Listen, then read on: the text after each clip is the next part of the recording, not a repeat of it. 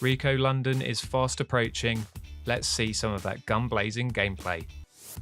Need I remind you, D.I. Redfern, that tonight is the biggest single policing operation in Metropolitan Police history. Gov, I'm a highly trained anti-terrorism officer, and you want me on crowd control? You and 12,000 others. We need all hands on deck for this one. We're even bussing in uniforms from the provinces. You don't get to talk your way out of this. So, with respect, I don't think the terrorist fraternity are going to take a night off just because we're ushering in a new millennium. We were thrilled by the reaction to RICO London when we announced it earlier this year. Today we're going to walk you through how the gang-busting, name-taking, explosive co-op shooter works. The game takes place on the New Year's Eve of 1999, and you find yourself in the shoes of Detective Inspector Redfern. Without the permission of her superior, Redfern busts up a weapons trade deal at the foot of a high-rise London tower block. Your aim is to work your way through the tower, taking down enemies, crashing through doors, dodging bullets, sliding across floors, swapping out weapons, throwing knives, hitting melees, and of course, shooting bullets.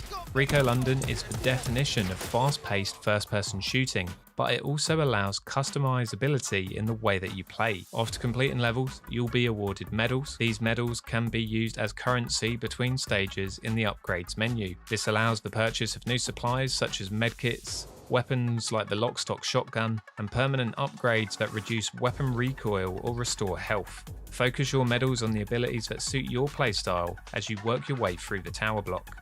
We've mentioned co-op briefly.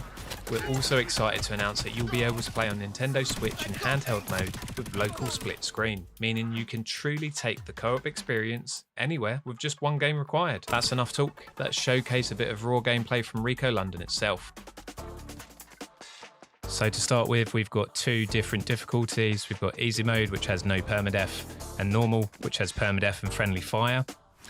As you start playing through RICO, you'll realise just how arcadey the action is.